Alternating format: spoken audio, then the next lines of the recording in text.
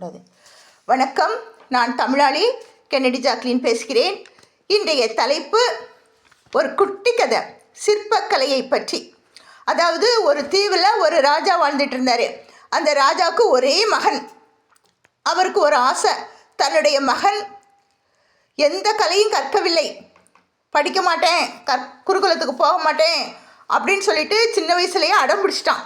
சில வீடுகள் அப்படி தானே பிள்ளைங்க இருக்காங்க, அந்த காலத்துலேயும் அதே மாதிரி இருந்திருக்காங்க பாருங்க.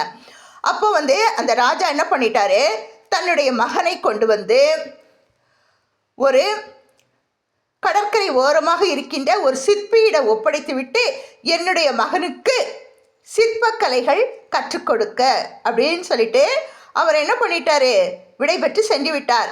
இந்த பையனும் என்ன பண்ணுறான், சிற்பக்கலையில் ஈடுபாடே இல்லை. அதான் சில பேர் சொல்லுவாங்க, பையன் படிக்கலைன்னா அவனை படிக்க வச்சுட்டா அவன் என்ன பண்ணுவான், தினமும் புக்கை தூக்கிட்டு போவான், தூக்கிட்டு வருவான், தூக்கிட்டு போவான், தூக்கிட்டு வருவான். என்னைக்காவது ஒரு நாள் இந்த புக்கில் அப்படி என்னதான் இருக்குது அப்படின்னாவது திறந்து பார்ப்பான் தானே. அது மாதிரி இவருக்கு ஒரு ஆசை, எப்படியாவது நம்முடைய மகன் இந்த கலையை கற்றுக்கொள்ள வேண்டும் என்று. அது ஆயகளை 64 கற்றுக்கொண்டு இருப்பார்களாம் அந்த காலத்தில். உடனே என்ன பண்ணுறாரு, கொண்டு விட்டுட்டு போயிருக்காரு. இவன் என்ன பண்ணுறான், இவனுக்கு ரொம்ப போர் அடிச்சுட்டு, ரொம்ப லேசியாக இருக்கிறான், சலிப்பு தட்டிட்டு, வெறுப்பு ஏற்பட்டுட்டு, என்னடான்னு சொல்லிட்டு அந்த கடற்கரையில் ஓரத்தில் ஒரு கப்பல் நிற்கிது. உடனே இவன் என்ன பண்ணுறான், அந்த கப்பல் அப்படி என்னதான் இருக்கும், போய் பார்க்கலான்னு சொல்லிட்டு அந்த கப்பலில் ஏறி உள்ளே போய் பார்க்குறான். சுற்றி சுற்றி பார்க்குறான், அறையாக இருக்குது. என்ன அழகாக இருக்கப்பா சாமி அப்படின்னு சொல்லிட்டு ஒவ்வொரு அறையாக போய் பார்த்துட்டு கடைசியில் அவள் இறங்கலான்னு நினைக்கும்போது அந்த கப்பல் என்ன ஆயிடுச்சு, நங்கூரத்தை கழட்டிட்டு அது புறப்பட ஆயத்தமாகி விட்டது. ஐயோன்னு கத்துறான், நான் இங்கே மாட்டிக்கிட்டேன், என்னைய காப்பாற்றுங்க, நான் வெளியே போகணும் அப்படின்னு சொல்லிட்டு. உடனே அவர்கள் பார்க்கிறார்கள், ஓ இவன் ஒற்றனாக கூட இருக்கும் அப்படின்னு சொல்லிட்டு. அவங்க யார் அப்படின்னா கடற்கொள்ளையர்கள். கொள்ளையடிச்சிட்டு போய் சம்பாத்தியம் பண்ணுறதே கிடையாது, கொள்ளையடிக்கிறது தான் அவங்க வேலை. அதனால் கொடூரமானவர்கள். உடனே இவனை விட மாட்டேன் அப்படின்னு சொல்லிட்டு என்ன பண்ணுறாங்க, அந்த கப்பல்லையே கொண்டு போகிறாங்க. இப்போது கப்பலில் போய்கிட்டே இருக்கும்போது ரொம்ப தூரம் போன பிறகு கடலில் பயங்கரமான புயல் ஏற்பட்டுட்டு, அந்த சூறாவளின்னு சொல்லுவாங்கள்ல, அந்த மாதிரி நிலை கொண்டு இருக்கிறது என்று வானொலியில் சொல்லிக்கிட்டு இருக்காங்க தானே, டிவிலலாம் சொல்கிறாங்கல்ல, தொலைக்காட்சியில். அது மாதிரி பயங்கரமான புயல் வந்துடுச்சு. புயல் வந்தோடனே அது நிலை குலைந்து விட்டது. எப்படியோ கஷ்டப்பட்டு அவங்க என்ன பண்ணுறாங்க, ஒரு இடத்துக்கு போய் சேர்ந்துடுறாங்க. அங்கே போனால் அது ஒரு நாடு, இவங்க போகிற நாடு வேற, இவங்க சேர்ந்த நாடு வேற. உடனே என்ன பண்ணுறாங்க, அங்கே இருக்கிறவங்க எல்லாம் ஓடி எங்களுடைய அனுமதி இன்றி எப்படி இந்த கப்பல் வந்தது என்று அத்தனை பேரையும் கைது பண்ணிடுறாங்க. கைது பண்ணிட்டு கேட்டால் அவங்களுக்கு இவர்கள் கடற்கொள்ளையர்கள் என்பது தெரிந்து விட்டது. உடனே என்ன பண்ணுறாங்க, சிறைச்சாலையில் இடுங்கள் என்று அரசர் உத்தரவிட்டு விட்டார். இப்பொழுது அவர்கள் விசாரிக்கிறார்கள். இவன் அழுறான், ஓன்னு அழுறான், எனக்கும் இந்த கொள்ளை கூட்டத்துக்கும் சம்மந்தமே கிடையாது, நான் சும்மா தான் அந்த கப்பலில் ஏறி சுற்றி பார்த்தேன்னு. நம்புவாங்களா யாராவது? யாரும் நம்பலை. இந்த கொள்ளை கூட்டக்காரங்க என்ன சொல்கிறாங்கன்னா, அவன் சொல்கிறது நீங்கள் நம்பாதீங்க, அவனும் எங்கள் கூட்டத்தில் ஒருத்தன் தான். எம்மோ எப்படி பார்த்தியடா போய் சொல்கிறான் உடனே அப்படின்னு சொல்லிடுறாங்க. அப்போ அவங்க சொல்கிறாங்க, இத்தனை பேரும் சொல்லுவாங்க உண்மைதான் சொல்லிட்டு 3 மாதம்தான் டைம், அதற்குள்ள உங்களுடைய தலை துண்டிக்கப்படும், இவன் உண்மையானவனா இல்லையா என்பதை நாங்கள் அறிந்து கொள்கிறோம் என்று எல்லாரையும் தனித்தனி ரூமில் போட்டுறாங்க, அறையில் போட்டுட்டு 3 மாதத்துக்கு நல்ல சாப்பாடு தருவாங்க தானே, சாக போகிறவங்க தானே அப்படின்னு சொல்லிட்டு சாப்பாடு நல்லா தான் தருவாங்க. ஏன்னா அவங்க கப்பல் கொண்டு வந்திருக்கிற கொள்ளை பொருட்கள் பார்த்தா விலை மதிப்பு இட முடியாத அளவுக்கு இருக்குது செல்வங்கள். நல்லா சாப்பாடு போடுறாங்க. இப்போது அங்கே அவங்க எல்லாம் சாப்பிட்டுட்டு சந்தோஷமாக இருக்காங்க. இப்போ இவன் மட்டும் அழுதுகிட்டே இருக்கான்.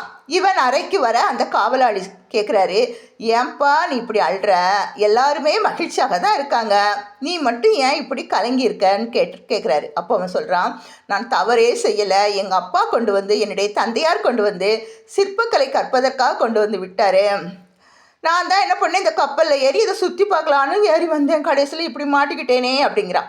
உடனே அவர் சொல்கிறாரு, உனக்கு நான் உளி கொடுக்குறேன், இங்கே இருக்கிற கல் கிடக்கு பாரு, அந்த கல்லில் நீ உன்னுடைய கலையை அதில் காட்டு, அப்பொழுது அரசருக்கு தெரிந்து கொள்ளும் என்று, உன்னுடைய ஆசை என்னென்று கேட்பாங்க கடைசி நேரத்தில், அப்போ நீ சொல்லு அப்படின்னு சொன்ன உடனே இவன் நல்ல வேலை அதை எடுத்து அந்த உளியை வச்சு, இவனுக்கும் அறகுறை தான் இருந்தாலும் அந்த ஆசிரியர் வந்து சொல்லி கொடுத்துருக்காருல, நமக்கு கூட அப்படி தானே, இளமையில் கற்ற கல்வி என்னைக்காவது மாறுமா, மாறாதுல. உடனே என்ன பண்ணுற, அந்த உளியை வச்சு வச்சு வச்சு அழகான ஒரு சிற்பம் செதுக்கி வச்சுட்டான். இப்போ அந்த 3வது மாதமும் முடிந்தது. உடனே அரசர் எல்லாரையும் கூட்டிகிட்டு வந்து விசாரிக்கிறாரு. விசாரிக்கும் போது இவன் சொல்கிறான், அரசே, என்னுடைய அறைக்கு வந்து பாருங்கள், அதுதான் என்னுடைய கடைசி ஆசை என்று கூறுகிறான். உடனே அப்படி என்ன ஆசையாக இருக்கும், உங்களுக்கு ஒரு பரிசும் கொடுக்கிறேன் என்று வேற கூறிட்டான். பரிசா? காவல் எப்படி இந்த சிறையில் இவனுக்கு என்ன பரிசு கிடைத்தது அப்படின்னு சொல்லிட்டு அவர் என்ன பண்ண ஆவலாக வருகிறார்.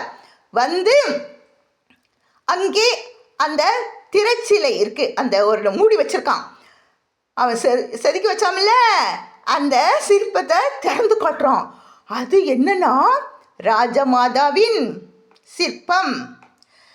நினைவாலை சிலை செய்து உனக்காக வைத்தேன், திருக்கோவிலே ஓடிவா,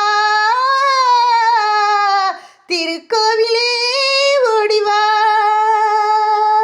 நினைவாலை சிலை செய்து உனக்காக வைத்தேன், திருக்கோவிலே ஓடிவா,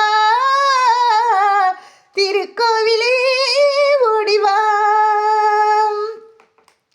நீரின்றி யார் இல்லை, நீ இன்றி நான் இல்லை, நீரின்றி யார் இல்லை, நீ இன்றி நான் இல்லை, வேரின்றி மலரே ஏதம்மா, வேரின்றி மலரே ஏதம்மா, நினைவாலை சிலை செய்து உனக்காக வைத்தேன், திருக்கோவிலே ஓடிவா,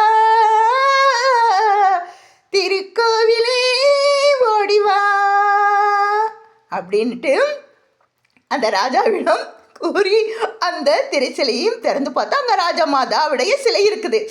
அப்பா, எப்படி இருக்கும் அவர்களுடைய அன்னையாரின் சிலை. உடனே அகமகிழ்ந்த அவர், இவருக்கு விடுதலை அளியுங்கள், உண்மையானவன் இவன்தான், பொய் கூறவில்லை என்று கூறி விடுதலையும் ஆக்கிவிட்டாரா. அதனால்தான் என்றுமே கற்ற கல்வி கை தூக்கிவிடும் என்பதற்கு எடுத்துக்காட்டு இந்த கதை. நன்றி, வணக்கம். உங்கள் தமிழாளி கென்னடி ஜாக்லின். இதை கேட்டுட்டு லைக் பண்ணுங்கள், ஷேர் பண்ணுங்கள், சப்ஸ்கிரைப் பண்ணுங்கள்.